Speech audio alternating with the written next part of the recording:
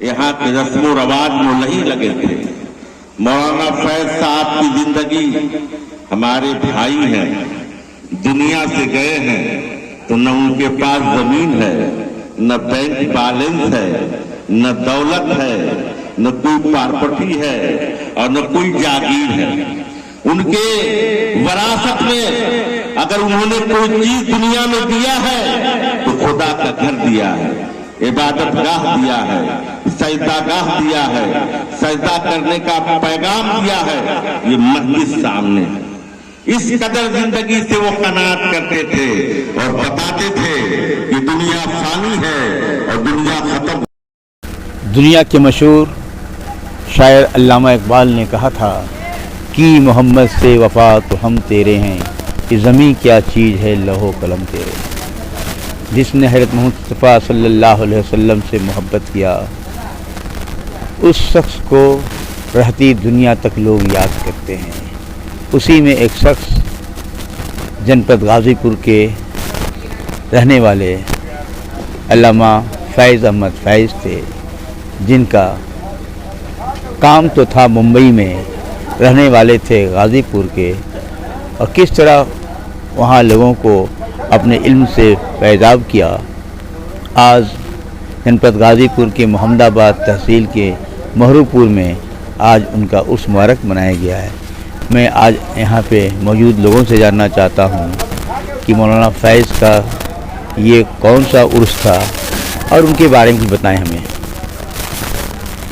देखिए, ऐसा है कि मौलाना फैज़ का ये 16वां उर्स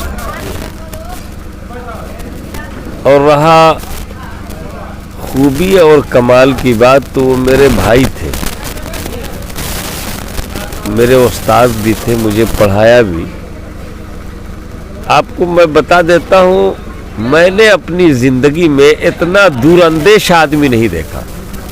यानी जिस चीज़ की निशानदेही उन्होंने मुझे आज से 20 साल पहले किया था, आज भी मैं उन शख्सों के बारे में और अपने बारे में सोचता हूँ तो सही कहता हूँ। मिसाल के तौर पर मदरसे की नौकरी के लिए जब बातचीत चलने लगी तो मास्टर रियाज साहब के यहाँ जब गए तो हमने फ़ोन पर उनसे बात किया, कहा कि ऐसी ऐसी बात है और अब्बा ने बात कर लिया है, आप क्या कह रहे हैं? बोले मियाँ क्यों अपनी आक़िबत ख़राब कर रहे हो, अच्छा खासा तुम्हारे पास अल्लाह ने दिया है, जाओगे तबाह हो जाओगे। ये सब सिर्फ एक दूसरे की टांग खींचते हैं और सिर्फ पैसे के अलावा कोई गुफ्तगू नहीं करते। कहा अगर चाहते हो कि तुम्हारा दीन महफूज रहे तो खुदा के वास्ते इनके बीच में मत जाना। ये दूरअंदेशी थी और आप इस चीज़ का मुताला बहुत गौर से कर सकते हैं, जितने लोग बैठे हैं इसकी शहादत दे भी सकते हैं। ये चीज़ें थी उनके पास बहुत से जो है। और तसव्वुफ में आप यकीन मानिए कि जिन जिन किताबों का मुताला उनके पास था और जिन जिन किताबों का मुताला उन्होंने मुझसे कहा था कि आप कर लीजिएगा, मैं बड़ी जिम्मेदारी से बोलता हूँ, बहुत कम लोग होंगे जिनको नाम भी नहीं मालूम हुआ कि ये किताब किसकी है और ये तसव्वुफ की किताब भी है कि नहीं। उनका एक ही था कि दुनिया बड़ी बेसबात है। मैं अक्सर जुमला यही कहते, दुनिया बड़ी क्या चक्कर में पड़े हुए। पूरी ज़िंदगी बम्बे में रहने के बाद उतना मशहूर और मारूफ आलिम दीन होने के बाद कि पूरी बम्बई में आज भी उनका डंका बजता है, मियाँ एक झोपड़ा तक उनके पास नहीं था। जबकि लोगों ने, शमीम जानते हैं, लोगों के पास बिल्डिंग, लोग अफसोस पूछते हैं, कभी कभी सोचते हैं कि कुछ भी नहीं छोड़ा। ये उनकी ज़िंदगी।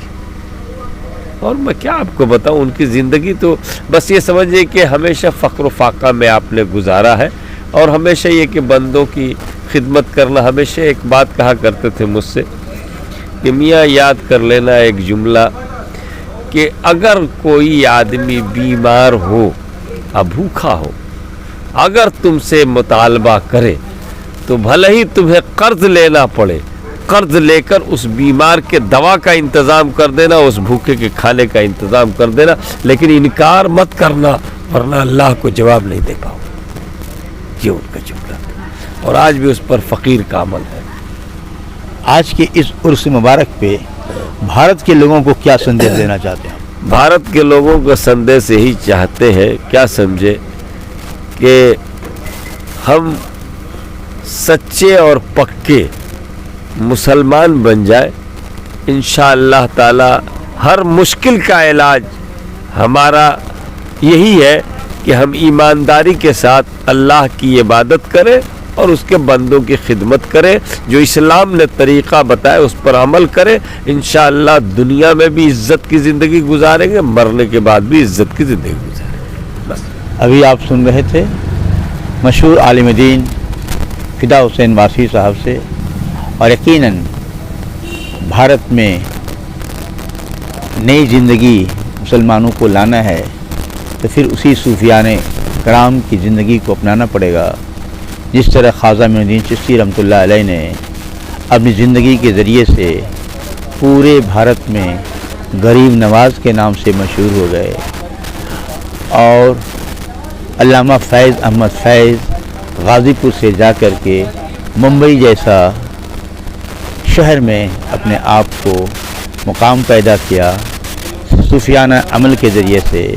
تو ہم بھی چاہ سکتے ہیں تو عمل کر کے پوری دنیا میں اپنی زندگی کو آگے بڑھا سکتے ہیں۔ Z72 نیوز کے لیے جاوید بن علی کی وشیش رپورٹ۔